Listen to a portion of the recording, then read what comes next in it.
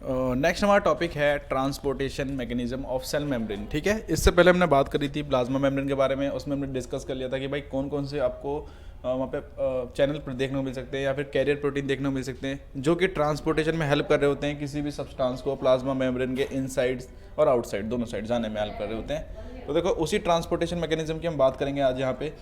तो कौन कौन से ट्रांसपोर्टेशन मैकेनिज्म होते हैं देखो। तो सबसे पहला जो ट्रांसपोर्ट होता है किस किस तरीके से होता है देखो। पहला लिखा ही हुआ है कि पैसिव ट्रांसपोर्ट होता है। ठीक है, पहला होता है आपका पैसिव ट्रांसपोर्ट। ठीक है, नेक्स्ट जो होता है तुम्हारा वो होता है एक्टिव ट्रांसपोर्ट। सेकंड जो होता है हमारा वो होता है एक्टिव ट्रांसपोर्ट। ठीक है, ये आप ट्रांसपोर्ट पर पढ़ रहे हो कि किस किस तरीके से ट्रांसपोर्ट देखने को मिलता है आपको सेल के अंदर। देखो एक तो एक्टिव ट्रांसपोर्ट देखने को मिलेगा आपको, एक पैसिव ट्रांसपोर्ट होता है। ठीक है, और लास्ट होता है हमारा बल्क ट्रांसपोर्ट। Bulk transport. ठीक है, बात करते हैं कि पैसिव ट्रांसपोर्ट में क्या होता है। देखो पैसिव ट्रांसपोर्ट में आप हमेशा याद रखना कि सिंपल डिफ्यूजन होता है। ठीक है, सिंपल डिफ्यूजन। ठीक है, और इसी का एक और टाइप जो होता है हमारा पैसिव का वो होता है आपका फैसिलिटेटेड डिफ्यूजन। Facilitated diffusion. ठीक है, ये दोनों ही क्या है देखो, ये दोनों एक तरह के आपके पैसिव ट्रांसपोर्ट के टाइप्स हैं। ठीक है, अब बात कर लेते हैं पैसिव ट्रांसपोर्ट क्या होता है। देखो सिंपल सी बात क्या होता है। देखो पैसिव का मतलब होता है किसी के थ्रू। पैसिव का मतलब किसी के द्वारा। किसके द्वारा? जो आपके प्रोटीन कैरियर प्रोटीन वगैरह प्रेजेंट थे। मैं अलग कलर से लिख देता हूँ इधर। जो आपके कैरियर प्रोटीन वगैरह जो प्रेजेंट थे ना, कैरियर चैनल प्रोटीन, कैरियर जो प्रोटीन प्रेजेंट थे आपके कैरियर वाले वगैरह वाले। ठीक है, मोस्टली जो ट्रांसपोर्ट होता है उन्हीं की हेल्प से होगा। बट याद रखो जो स्पेशली क्या होता है कि जैसे कैरियर प्रोटीन हो गए, चैनल प्रोटीन हो गए, उनकी हेल्प से जो ट्रांसपोर्टेशन होता है किसी के थ्रू ट्रांसपोर्ट हो रहा होता है, जिसमें किसी भी एटीपी की रिक्वायर नहीं होती। मतलब एक भी एटीपी रिक्वायर नहीं होती है। ATP no require. यहाँ पे क्या होगा कि एटीपी की रिक्वायर चाहिए ही नहीं, मतलब आराम से ट्रांसपोर्ट हो जाएगा। तो उस कंडीशन में आप बोलोगे उसको पैसिव ट्रांसपोर्ट। पैसिव ट्रांसपोर्ट दो ही तरीके से होता है, एक तो सिंपल डिफ्यूजन के थ्रू, दूसरा फैसिलिटेटेड डिफ्यूजन के थ्रू। ठीक है, अब कैसे सब्सटेंस, अब आप कैसे बोल सकते हो कि कुछ ऐसे कौन सा सब्सटेंस है जिसको प्लाज्मा मेम्ब्रेन के को क्रॉस कराने में क्या होगा, कोई भी एनर्जी नहीं लगेगी। तो देखो मैं आपको बता देता हूँ, एक बार आप याद कर सको। तो देखो मैं एक बार यहाँ पे दोबारा से एक बार प्लाज्मा मेम्ब्रेन ड्रॉ करूँगा और आपको समझाने की कोशिश करता हूँ। तो होता क्या है कि आपकी प्लाज्मा मेम्ब्रेन कुछ ऐसे बनी होती है। ठीक है, मैंने जैसे बताया था आपको मॉलिक्यूल्स ऐसे ऐसे अरेंज होते हैं। ठीक है,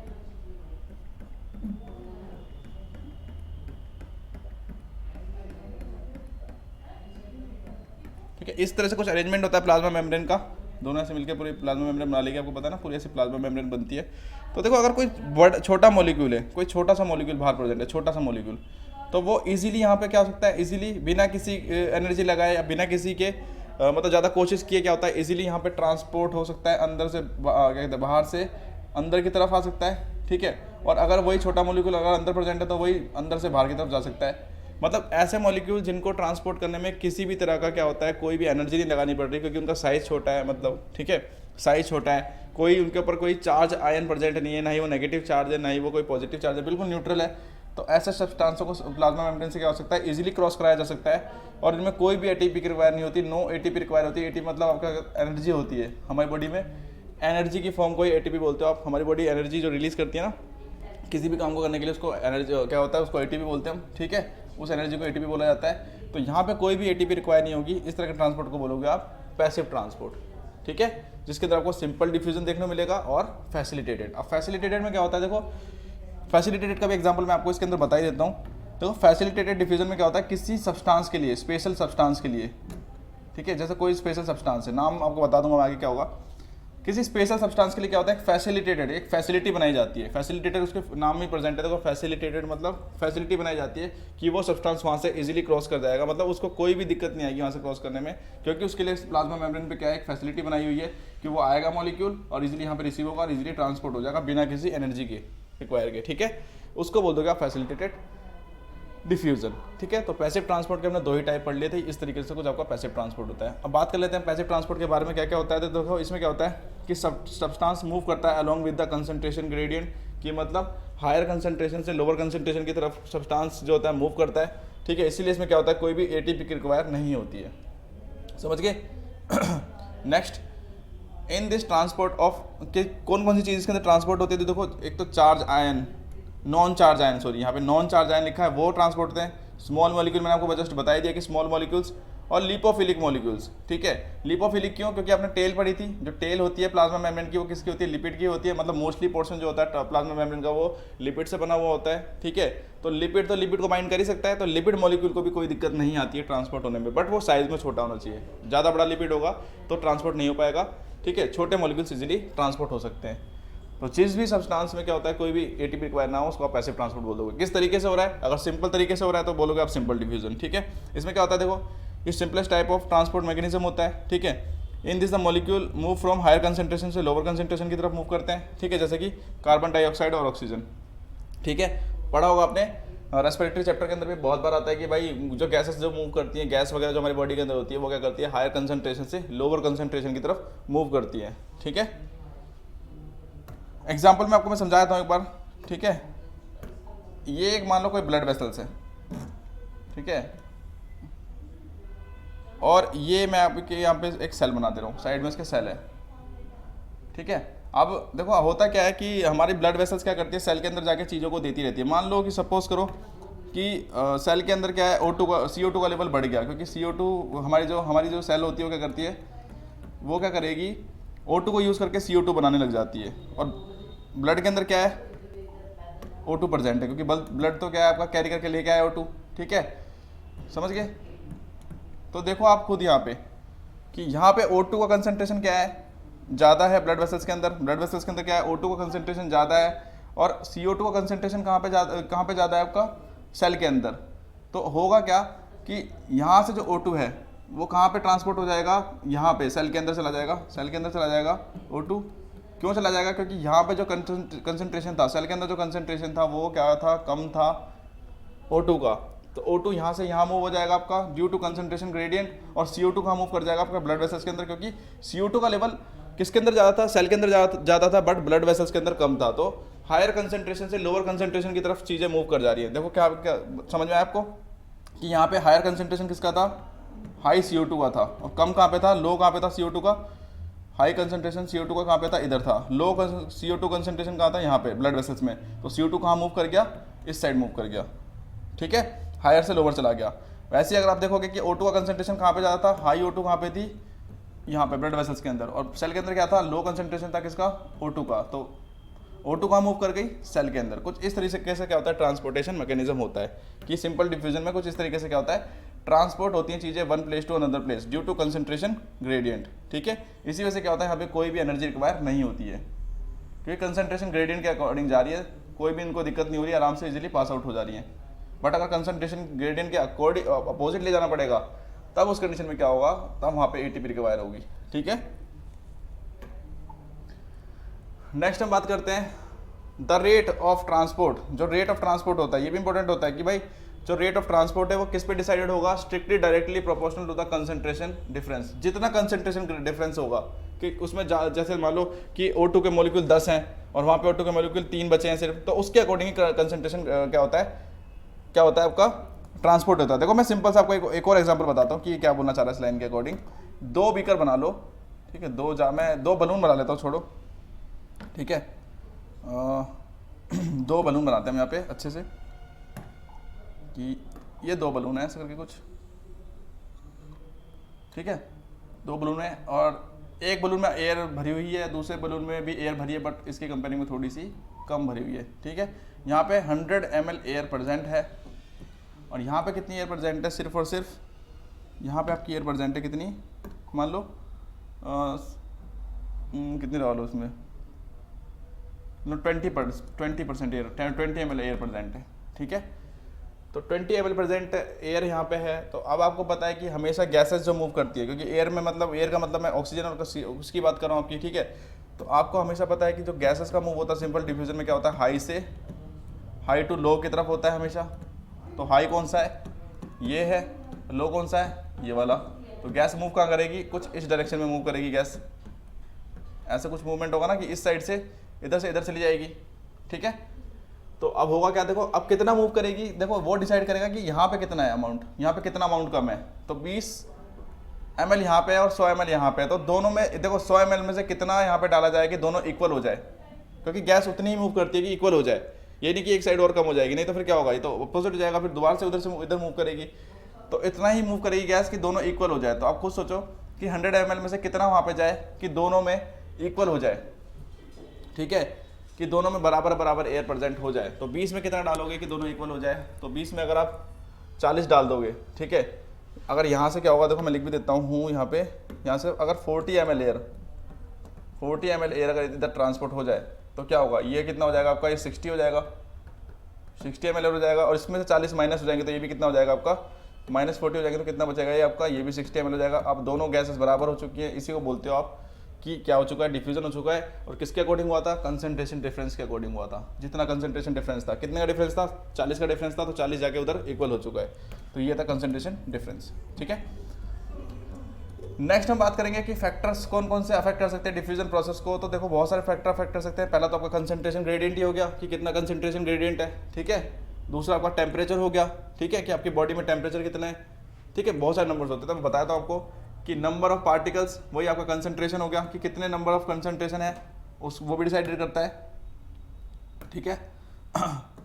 नेक्स्ट डेंसिटी ऑफ मीडियम की, डेंसिटी कितनी है इस मीडियम की, और डेंसिटी ऑफ मीडियम किस पे डिसाइड होती है, उसके अंदर कितने मॉलिक्यूल प्रेजेंट है किसी भी चीज़ के, ठीक है, तो वो उसकी डेंसिटी होती है। टेम्परेचर होता है आपका, क्योंकि देखो ट्रांसपोर्ट होने के लिए एक टेम्परेचर चाहिए होता है, क्योंकि आपको पता है हमारी बॉडी का एक नॉर्मल टेम्परेचर होता है 37 डिग्री सेल्सियस। तो लगभग जितने भी रिएक्शन या जितने भी ट्रांसपोर्टेशन होती है लगभग इतने ही उस पर होते हैं। अगर इससे टेम्परेचर ज़्यादा होगा तो क्या हो सकती है, या कम होगा, अगर टेम्परेचर इससे ज़्यादा होता है या डिक्रीज होता है या इंक्रीज होता है तो कहीं ना कहीं ट्रांसपोर्टेशन मैकेनिज्म भी अफेक्टेड देखने को मिल सकता है। इसके अलावा प्रेशर होता है कि कितना प्रेशर था, ठीक है। मॉलिक्यूलर वेट भी हो सकता है कि डिफ्यूजन का जो मॉलिक्यूलर वेट है वो कितना है, जो मॉलिक्यूल्स को आप ट्रांसपोर्ट करें उसका वेट कितना है। ज़्यादा वेट होगा तो क्या होगा, दिक्कत हो सकती है, कम वेट होगा तो भी दिक्कत हो सकती है, कि नॉर्मल वेट होना चाहिए। डिस्टेंस भी होता है कि कहाँ से कहाँ ट्रांसपोर्ट हो रहा है, तो वो भी डिसाइडेड होता है, ठीक है। नेक्स्ट हम बात करते हैं फैसिलिटेटेड डिफ्यूजन। अब फैसिलिटेटेड डिफ्यूजन में क्या होता है, देखो फैसिलिटी बनाई जाती है कि किसी सब्सटेंस के लिए क्या होता है, फैसिलिटी बनी होती है, जैसे कि चैनल प्रोटीन, ठीक है। जैसे वाटर के लिए क्या होता है, स्पेशली क्या होता है, प्लाज्मा मेम्ब्रेन पे चैनल प्रेजेंट होते हैं जो वाटर के मॉलिक्यूल्स को रिसीव करके कहाँ भेज देते हैं, किसके अंदर भेज देते हैं, सेल के अंदर भेज देते हैं। तो इस तरह के प्रोटीन को इस तरह के प्रोटीन मॉलिक्यूल्स को या चैनल प्रोटीन को हम किस तरह के ट्रांसपोर्ट मैकेनिज्म में काउंट करते हैं, तो वो होता है आपका फैसिलिटेटेड डिफ्यूजन्स, ठीक है। और इन्हीं वाटर चैनल प्रोटीन का दूसरा नाम होता है एक्वापोरिन्स। इन्हीं को एक्वापोरिन्स के नाम से जानते हो, देखो आपको क्लियर दिख रहा होगा, ठीक है, समझ गए। बात करते हैं आगे इसकी, इसमें भी सेम क्या होगा, एनर्जी रिक्वायर नहीं होगी, कोई भी एनर्जी रिक्वायर नहीं चाहिए होती इधर एटीपी, क्योंकि ये भी सिंपल तरीके से हो रहा होता है। In the facilitated diffusion require carrier molecule, कि यहाँ पे एक प्रॉपर कैरियर मॉलिक्यूल होता है। देखो फैसिलिटेटेड डिफ्यूजन का मतलब समझ आना कि फैसिलिटी किसी स्पेशल चीज़ के लिए फैसिलिटी होगी, जैसे कि यहाँ पे वाटर के लिए फैसिलिटी बनाई गई है। ऐसा नहीं कि वाटर वाली जगह से हर कोई निकल जाएगा, वाटर वाली जगह से सिर्फ वाटर ही निकलेगा, समझ गए। तो वाटर के लिए स्पेशल क्या बनाई गई है, फैसिलिटी बनाई गई है। तो मतलब वहाँ पे क्या होगा कि फैसिलिटेटेड डिफ्यूजन में क्या होगा, कैरियर मॉलिक्यूल होगा, ठीक है, प्रोटीन होगा, और ऑफ ए पार्टिकुलर सब्सटेंस, की एक पार्टिकुलर सब्सटेंस के लिए वहाँ पे क्या होगा, एक कैरियर प्रोटीन प्रेजेंट होगा, ठीक है। एग्जांपल्स देख लो आप कौन कौन से हो सकते हैं आपके फैसिलिटेटेड डिफ्यूजन के। तो देखो ग्लूकोज ट्रांसपोर्ट प्रोटीन आपका चैनल होता है एक, तो ठीक है, बाइकार्बोनेट चैनल होता है आपका, एटीपी एडीपी ट्रांसलोकेज चैनल होता है। ये सारे आपके क्या होते हैं, फैसिलिटेटेड डिफ्यूजन के एग्जांपल्स हैं। उसके बाद हम बात करेंगे हमारे एक्टिव ट्रांसपोर्ट की। तो एक्टिव ट्रांसपोर्ट में एक चीज़ याद रखना, ए से क्या होता है आपका, ए से आपका एक्टिव ट्रांसपोर्ट, और ए से ही क्या होता है आपका, ए से होता है आपका एटीपी। तो याद रखना कि एक्टिव ट्रांसपोर्ट में हमेशा क्या होता है, एटीपी रिक्वायर होती है। मतलब इसमें क्या होता है कि लार्ज मॉलिक्यूल, क्योंकि छोटे मॉलिक्यूल होते तो वो इजीली ट्रांसपोर्ट हो जाते हैं, बट अगर बड़े मॉलिक्यूल्स है, ठीक है, बड़े मॉलिक्यूल्स है तो उसको क्या करना पड़ेगा, ट्रांसपोर्ट कराने के लिए क्या करना पड़ेगा, उनको पहले छोटे में तोड़ना पड़ेगा, क्योंकि प्लाज्मा मेम्ब्रेन के पास पता है ना आपको बीच में थोड़े थोड़े गैप होते हैं, तो उसके साइज के अकॉर्डिंग चीज़ें जाती हैं। ये रही प्लाज्मा मेम्ब्रेन, इसके बीच में ऐसे गैप बने होते हैं ना, मैंने जो बताया था आपको मॉलिक्यूल्स के।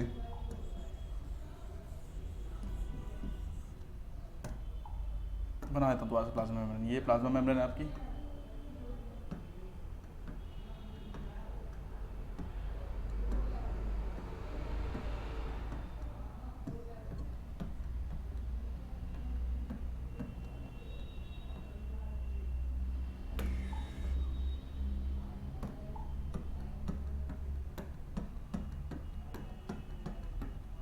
देखो यहाँ पे आपको गैप दिख रहा होगा बीच बीच में, प्लाज्मा मेम्ब्रेन के बीच में गैप दिख रहा होगा आपको, थोड़ा थोड़ा सा गैप दिख रहा है बीच में।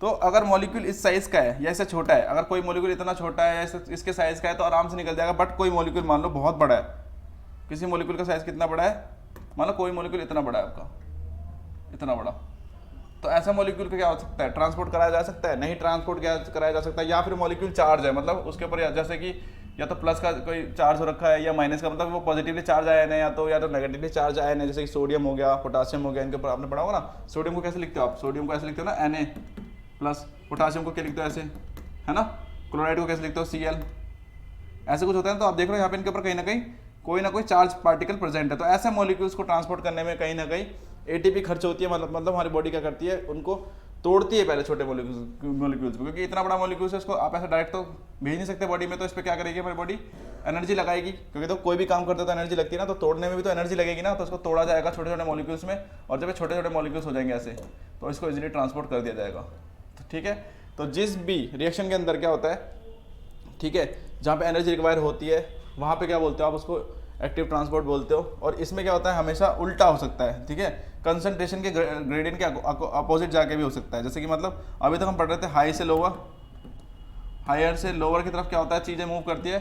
बट एक्टिव ट्रांसपोर्ट में तो क्या है, एनर्जी लगा रहे हो आप, और एनर्जी लगा के तो आप उल्टा भी कर सकते हो। तो लोअर से हायर होता है इसके अंदर, लोअर से हायर की तरफ क्या होता है, मॉलिक्यूल्स का ट्रांसपोर्टेशन देखने को मिलता है, कि आप जबरदस्ती क्या कर रहे हो, चीज़ों को भेज रहे हो लोअर से हायर, जबकि एक्चुअल में होता नहीं है। बट आप एनर्जी लगा के, ताकत लगा करके क्या कर दे रहे हो कि इसको भेज देते हो एक साइड, ठीक है, उल्टी साइड में। बात करते हैं एक्टिव ट्रांसपोर्ट की, तो रैपिड होता है, यूनिडायरेक्शनल होता है, मतलब एक ही डायरेक्शन में होगा, ठीक है। ट्रांसपोर्टिंग ऑफ लार्ज मॉलिक्यूल, जैसे कि कौन कौन से मॉलिक्यूल ट्रांसपोर्ट होते हैं, लार्ज होते हैं। चार्ज मॉलिक्यूल जो मैंने यहाँ बात करी अभी आपकी, ये रहे आपके चार्ज मॉलिक्यूल्स, नेगेटिव पॉजिटिव कुछ भी हो सकते हैं। Which are insoluble in water, insoluble in phospholipid, sorry, कि फॉस्फोलिपिड में इनसोल्यूबल होंगे, क्योंकि मोस्टली कंपोनेंट आपका क्या होता है, ठीक है, मोस्टली कंपोनेंट आप देखोगे प्लाज्मा मेम्ब्रेन का तो आपको लिपिड दिखेगा, जितनी भी टेल हैं सारी क्या है, लिपिड से बनी हुई होती है, मैंने आपको स्टार्टिंग में बताया था, ठीक है। With the help of carrier protein, की यहाँ पे इनके लिए कैरियर प्रोटीन प्रेजेंट होंगे, ठीक है, with the help of carrier protein on the plasma membrane, ठीक है। लोअर कंसेंट्रेशन से कहाँ जाएगा, हायर कंसेंट्रेशन की तरफ, मतलब उल्टा हो जाता है इसके अंदर। बस यही होता है कि लार्ज मॉलिक्यूल्स, चार्ज मॉलिक्यूल्स या फिर ऐसे मॉलिक्यूल्स जो कि लिपिड सॉल्युबल नहीं है, उनको क्या किया जाता है, उल्टा भेजा जाता है, मतलब लोअर से हायर की तरफ भेजा जाता है। और जब ऐसा आप करोगे तो कहीं ना कहीं वहाँ पे एनर्जी खर्च होगी, और इसको बोलते हो आप एक्टिव ट्रांसपोर्ट, जिसमें एटीपी लग जाती है, ठीक है, एटीपी रिक्वायर होती है, समझ गए। नेक्स्ट हम बात करते हैं आगे की तरफ कि और क्या होता है इसमें। देखो वही है कि इसमें रिक्वायर होगा आपका एटीपी, कि एटीपी यहाँ पे आपको दिख रहा होगा, एटीपी रिक्वायर है इधर, ठीक है, एटीपी पे लिखा हुआ है, एटीपी रिक्वायर होता है। इसके अलावा the active transport is done by the help of special carrier protein, जिसको हम क्या बोलते हैं, पम्प्स, ठीक है, कि जो आपका एक्टिव ट्रांसपोर्ट होता है वो एक स्पेशल कैरियर प्रोटीन की हेल्प से हो पाते हैं, जैसे कि उनको बोलते हैं हम पम्प। जैसे कि आपने सोडियम पंप सुना होगा, sodium potassium pump, sodium pump होता है ना, इनको पंप बोल देते हैं हम, पंप, ठीक है, मोस्टली पंप बोलते हैं इसको हम। वो पोटासियम पंप होता है आपका, पोटासियम पंप हो गया, ये सारे क्या होते हैं, इनको ट्रांसपोर्ट करने के लिए बने होते हैं। सोडियम वाला पंप सोडियम को ट्रांसपोर्ट करने के लिए बना हुआ है, पोटासियम वाला पंप पोटासियम को ट्रांसपोर्ट करने के लिए बना हुआ है। ऐसे पंप्स को क्या बोलते हो आप, ऐसे पंप्स को आप क्या बोलते हो कि ये क्या है, आपके एक्टिव ट्रांसपोर्ट के एग्जांपल्स हैं, ठीक है। और ये भी चीज़ होती है कि आपको ये बताना चाहिए कि एटीपी हमारी बॉडी में से मिलती कहाँ से, बनती कहाँ से। तो power house of the cell किसको बोलते हो आप, माइटोकॉन्ड्रिया को। तो पावर मतलब एनर्जी, एनर्जी मतलब एटीपी, एटीपी कहाँ बनती है आपकी, माइटोकॉन्ड्रिया से, समझ गए। एक्टिव ट्रांसपोर्ट क्या क्या करता है, active transport play a very important role in nerve impulse conduction में हेल्प करता है, मसल्स कॉन्ट्रैक्शन में हेल्प करता है, यूरिन फॉर्मेशन में हेल्प करता है, ठीक है, कि कहीं ना कहीं नर्व इम्पल्स जनरेट कराने में भी हेल्प करा रहा है आपका, क्योंकि वहाँ भी क्या होता है कि एनर्जी चाहिए होती है। मसल्स कॉन्ट्रैक्शन में भी आपको पता है, कोई भी आप वेट उठा रहे हो, कुछ भी कर रहे हो, तो उसमें भी आपको एनर्जी लगती है, और यूरिन फॉर्मेशन में भी कहीं ना कहीं एटीपी लग रही होती है। तो ये सारा काम होता है एक्टिव ट्रांसपोर्ट का, ठीक है। फैक्टर क्या हो सकते हैं, तो देखो लगभग वही फैक्टर्स होंगे, बट यहाँ पे क्या होता है, एटीपी का रूल आ जाता है। तो एटीपी बनाने के लिए क्या होता है, आपका केमिकल रिएक्शन कराना जरूरी होता है। एटीपी बनाने के लिए क्या होता है, बॉडी में केमिकल रिएक्शन कराना जरूरी होता है, ठीक है। बॉडी में केमिकल रिएक्शन होगा, जब आप खाना खा रहे हो, जब वो डाइजेस्ट होगा तभी तो आपको एनर्जी मिलेगी ना। तो वो केमिकल रिएक्शन होगा ना, वो किसकी हेल्प से होता है, एंजाइम की हेल्प से होता है। जैसे हाइड्रोक्लोरिक एसिड पढ़ा होगा आपने, और भी बहुत सारे एंजाइम्स होते हैं बॉडी के अंदर, ट्रिप्सिनोजन हो गया, पेप्सिन हो गया। तो एंजाइम्स की हेल्प से होता है एटीपी बनता है, ठीक है। अगर ये एंजाइम्स ही ना हो या इन एंजाइम्स का नंबर कम हो जाए तो क्या हो सकता है आपका, कि आपका एटीपी सिंथेसिस अफेक्टेड हो सकता है, जिसकी वजह से क्या होगा, एक्टिव ट्रांसपोर्ट भी अफेक्टेड हो सकता है। जैसे कि यहाँ पे बोला हुआ है एटीपी फॉर्मेशन डिसाइड करेगा, एंजाइम्स की एक्टिविटी डिसाइड होगी, टेम्परेचर होगा और कैरियर प्रोटीन्स वगैरह, ये सब फैक्टर्स क्या कर सकते हैं, अफेक्ट कर सकते हैं। अगर एंजाइम्स का लेवल कम होगा तो एटीपी कम बनेगी, अगर एंजाइम्स का लेवल ज़्यादा होगा तो एटीपी ज़्यादा बन जाएगी। ठीक है, नेक्स्ट सोडियम पंप की बात कर लेते हैं। इसी का एक एग्जांपल है सोडियम पंप। अब सोडियम पंप क्या होता है, देखो sodium, it is a sodium potassium pump exchange pump that the concentration of Na and potassium inside and outside the cell, कि ये क्या करता है कि एक्सचेंज करने में हेल्प करता है, किसको, सोडियम और पोटेशियम को, सेल के इनसाइड और सेल के आउटसाइड। ठीक है, देखो जब भी क्या होता है हमारी बॉडी में, हमारे सेल के अंदर क्या होता है, सोडियम का लेवल कम होता है तो क्या होता है, सोडियम पंप खुल जाते हैं और वहाँ से सोडियम क्या होता है, सेल के अंदर जाना शुरू हो जाता है, सोडियम आना शुरू हो जाएगा। पर जैसे मान लो बहुत ज़्यादा सोडियम हो गए तो भी दिक्कत होगी, क्योंकि सोडियम क्या करता है, मसल कॉन्ट्रेक्शन में हेल्प करता है, इंपल्स जनरेट करने में हेल्प कर रहा होता है, तो इसको बाहर भी निकालना पड़ेगा, क्योंकि अब मसल्स को रेस्ट भी तो कराना है ना। जैसे आप कोई भी काम करते हो तो काम करने के बाद थक जाते हो, थकने के बाद रेस्ट करते हो ना, तो देखो काम कराने के लिए सोडियम होता है और रेस्ट कराने के लिए पोटेशियम होता है। तो रेस्ट कराना पड़ेगा मसल्स को, क्योंकि अगर आप रेस्ट नहीं कराओगे तो मसल्स खराब हो सकती हैं। तो अब क्या करना पड़ेगा, इस सोडियम को बाहर भेजना पड़ेगा और पोटेशियम को वापस अंदर लाना होगा। ठीक है, तो कहीं ना कहीं यही एक्सचेंज चलता रहता है। जब मसल्स वर्क कर रही होती है तो क्या होता है, सोडियम अंदर आ रहा होता है, ठीक है, किसकी हेल्प से, सोडियम पंप की हेल्प से, और जब मसल्स रिलैक्स कर रही होती है तो सोडियम को बाहर भेजा जा रहा होता है ताकि मसल्स रिलैक्स कर सके, यही इसका एक्सचेंज होता है। ठीक है, नेक्स्ट होता है it transfer the Na sodium and potassium ion against the concentration gradient. और ये भी देख लो आप इसके अंदर कि कंसंट्रेशन ग्रेडियंट के अपोजिट होता है। ठीक है, कि कंसंट्रेशन ग्रेडियंट के अपोजिट होता है हमेशा। ठीक है, the pump operates with the help of enzymes ATPase, क्योंकि आपको पता है कि इस पंप को चलाने वाले के लिए एनर्जी चाहिए, तो इसको कौन हैंडल कर रहा होता है, एटीपेज एंजाइम। एटीपेज एंजाइम क्या करता है, एटीपी बनाने में हेल्प करता है और इसी की वजह से एटीपी सिंथेसिस होती है और ये पंप काम कर पाता है। द एंजाइम्स हाइड्रोलाइज, हाइड्रोलाइज का मतलब क्या होता है, ब्रेक डाउन, मतलब एटीपी बनाने में हेल्प कर रहा है, कि चीज़ों को तोड़ के एटीपी बनाएगा जिससे क्या हो सके, रिलीज हो सके एनर्जी। ठीक है, देखो यहाँ पे एटीपी को तोड़ेगा और यहाँ से एनर्जी निकाल लेगा। ठीक है, the cell membrane is more permeable, रुक जाओ मिटा दो उसको, the cell membrane is more permeable to potassium ion than sodium ions. ये एक इंपॉर्टेंट क्वेश्चन है कि आप पढ़ लो कि हमारी जो सेल मेम्ब्रेन होती है वो क्या होती है, पोटेशियम आयन के रिगार्डिंग ज़्यादा क्या होती है, परमेबल होती है, क्योंकि हमारी सेल्स को रिलैक्स करना ज़्यादा पसंद है। ठीक है, ऐसा नहीं कि काम करती रहेगी, ज़्यादातर टाइम हमारी सेल्स रिलैक्स करती है, बस जब हमें कोई एक्शन करना होता है, जैसे मैं इस टाइम बोल रहा हूँ तो कहीं ना कहीं एनर्जी लग रही है, तो इस टाइम पे क्या होगा, सोडियम जा रहा होगा। ठीक है, मसल्स के अंदर, वोकल कॉर्ड जो मसल्स होंगे उसके अंदर, तो परमेबल होती है किसके लिए ज़्यादातर, क्योंकि सेल को रेस्ट करना ज़्यादा पसंद है, तो कहीं ना कहीं क्या होगा कि पोटेशियम के लिए ज़्यादा परमेबल होगी और सोडियम के लिए कम परमेबल होती है। ठीक है, the pump also help to control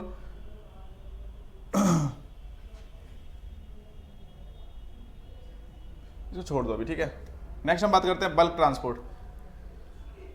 ठीक है, बल्क ट्रांसपोर्ट, देखो ये बोला गया है कि बताया था फिर भी मैं आपको कि the pump control also the water content, कि वाटर कंटेंट को भी हेल्प करने में मतलब मैनेज करने में हेल्प करता है, क्योंकि देखो आपको पता है जहाँ भी सोडियम जाता है उसके पीछे पीछे वाटर भी अट्रैक्ट होता है, तो मतलब कहीं ना कहीं अगर सोडियम यहाँ आ रहा है तो उसके पीछे पीछे वाटर भी यहाँ पे अट्रैक्ट हो जाएगा। तो वही बोल रहा है कि ये कहीं ना कहीं वाटर को भी अट्रैक्ट करने में हेल्प करता है। ठीक है, इसके बाद हम बात करते हैं बल्क ट्रांसपोर्ट की। ठीक है, बल्क ट्रांसपोर्ट क्या होता है, देखो जब बड़े बड़े मॉलिक्यूल्स, बहुत बड़े बड़े मॉलिक्यूल्स है ना, मैक्रो मॉलिक्यूल्स, अभी तक तो हम बात करके लार्ज मॉलिक्यूल, अब क्या हो गया, मैक्रो मॉलिक्यूल्स की बात हो रही है। मैक्रो मतलब जो बहुत बड़े बड़े हैं, जैसे कि बैक्टीरिया हो गए, वायरस हो गए, ठीक है, फंगस हो गए, बड़े बड़े मॉलिक्यूल्स, इनको अगर जब बॉडी से क्या करना पड़ता है, या इनको अंदर या बाहर निकालना होता है, मोस्टली बाहर निकालने की प्रोसेस देखोगे, उस कंडीशन में जो ट्रांसपोर्ट होता है उसमें क्या होता है आपका बल्क ट्रांसपोर्ट कहते हैं उसको आप। और ये भी क्या होता है आपका एक तरह का एटीपी रिक्वायर होता है, इसमें भी एटीपी चाहिए होती है, यहाँ भी एटीपी चाहिए होती है। ठीक है, तो ये भी रिक्वायर करेगा आपका क्या, एटीपी रिक्वायर करेगा कि यहाँ पे एटीपी चाहिए होगी। The bulk transport is done by the help of carrier vesicle, कि कैरियर वेसिकल की हेल्प से होगा। Bulk transport involve the two process, दो प्रोसेस की वजह से आपका बल्क ट्रांसपोर्ट होता है, जिसको आप बोलते हो एंडोसाइटोसिस और एक्सोसाइटोसिस। ठीक है, बात करते हैं एंडोसाइटोसिस की, कि देखो दो तरीके से आपका बल्क ट्रांसपोर्ट होता है। बल्क का मतलब कि सेल के, बल्क का मतलब होता है कि बड़ी बड़ी चीज़ों को, बड़ी बड़ी चीज़ मतलब जैसे बैक्टीरिया, वायरस, फंगस, बड़ी बड़ी चीज़ों को आपके सेल से बाहर या अंदर लाया जा रहा है। ठीक है, तो उसको बोलता है बल्क ट्रांसपोर्ट। दो ही तरीके से होगा, या तो एंडोसाइटोसिस के थ्रू होगा, एंडोसाइटोसिस, ठीक है, और एक होता है आपका एक्सोसाइटोसिस, एक्सोसाइटोसिस। एंडो मतलब होता है अंदर, इनसाइड, इनसाइड, मैं दूसरे कलर से लिख देता हूँ ज़्यादा अच्छा दिखेगा, इनसाइड। एंडो का मतलब होता है इनसाइड, साइटो मतलब क्या होता है सेल। जब सेल के इनसाइड किसी चीज को लिया जाता है, सेल के अंदर किसी चीज को लिया जा रहा होता है, उसको बोलते हो आप एंडोसाइटोसिस। एक्सो का मतलब क्या होता है, वही आउटसाइड, और साइटोसिस मतलब पढ़ चुके हो, साइटो मतलब होता है ना सेल। तो सेल, जब किसी चीज को सेल से बाहर निकाला जा रहा होता है, बाहर धक्का देके बाहर भगा रहे होते हो, उसको बोलते हो आप एक्सोसाइटोसिस। तो ये दो तरीके देखने मिलेंगे। देखो एंडोसाइटोसिस कब होता है, देखो जैसे कोई बैक्टीरिया वायरस आ गया, मैं यहाँ पे एक वायरस को बनाता हूँ इतना बड़ा, ठीक है। तो हमारे WBCs वगैरह क्या करते हैं, देखो WBCs भी सेल ही है, पढ़ा है आपने। तो हमारे WBCs क्या करेंगे, मैं WBCs को किसी रेड से बनाता हूँ। तो WBCs क्या करेंगे, जैसे आपके ये WBCs हो गए ऐसे करके कुछ, तो वो क्या करेंगे, इस बैक्टीरिया या वायरस को किल करने की कोशिश करेंगे। तो वो क्या करेंगे, इसको अपने अंदर ले लेंगे। अंदर कैसे लेंगे, पहले इसके ऊपर एक वेसिकल बना देंगे, वेसिकल, और धीरे धीरे क्या होंगे, इसको अपने अंदर इन्वॉल्व कर लेंगे, धीरे धीरे ऐसे करके कुछ अपना साइज बढ़ा के ऐसे इन्वॉल्व कर लेंगे, और फिर ये क्या हो जाएगा, इसके अंदर आ जाएगा इस तरह से, ऐसे कुछ हो जाएगा। देखो कुछ बाद की प्रोसेस आपको कुछ ऐसे देखने को मिलेगी, कुछ इस तरीके से क्या होगा, वेसिकल बना के उसने इसको अपने अंदर इन्वॉल्व कर लिया, और इस तरीके के प्रोसेस को बोलते हो आप एंडोसाइटोसिस। अब ये WBCs क्या करेगा, आपको पता है WBCs के पास तो एंजाइम प्रेजेंट होते हैं, और ये इस बैक्टीरिया वायरस को किल कर देगा, ठीक है। तो यहाँ पे देखते हैं एक बार एंडोसाइटोसिस। देखो एंडोसाइटोसिस का मतलब क्या होता है, transport of carrier vesicles. Vesicle बनाया था यहाँ पे, मैंने आपको बताया ना, वेसिकल फॉर्म कर लिया था यहाँ पे, यहाँ पे वेसिकल बना दिया था, वेसिकल फॉर्म कर लिया था ना, वेसिकल फॉर्मेशन किया था, उसके बाद उस चीज को एनगल्फ कर लिया था सेल ने, ठीक है। इसी को सॉरी वेसिकल बना के इसको कर लिया था, इसको ही बोलते हो आप एंडोसाइटोसिस की। इसके अंदर क्या किया, सेल ने किसी मॉलिक्यूल को, जैसे बैक्टीरिया वायरस को अपने अंदर एनगल्फ कर लिया ताकि वो उसको किल कर सके, ठीक है। अब दो ही तरीके से क्या होता है, सेल देखो किसी चीज को अपने अंदर लेता है, या तो पिनोसाइटोसिस करके या फिर फैगोसाइटोसिस करके। फैगोसाइटोसिस मैंने आपको जस्ट बता ही दिया है कि सेल क्या कर गया, उसको खा गया पूरा, ठीक है, सेल ईटिंग बोलते हैं उसको, ठीक है। जैसे कि सॉलिड मैटर हो गया, लाइक फूड हो गया, फॉरेन पार्टिकल्स मतलब बैक्टीरिया वायरस हो गए, पैथोजेंस हो गए, कुछ भी, जब उसको क्या करता है हमारा सेल खा जाता है। फैगो मतलब क्या, फैगोसाइटोसिस का मतलब क्या होता है, खा जाना, कि जब उसका हमारा सेल के, हमारा जो WBCs वगैरह क्या है उसको खा जा रहा है, तो उसको क्या बोलोगे, फैगोसाइटोसिस। और पिनोसाइटोसिस का मतलब क्या होता है कि जैसे मान लो कोई चीज़ लिक्विड फॉर्म में प्रेजेंट है, कोई फॉरेन बॉडी लिक्विड फॉर्म में प्रेजेंट है।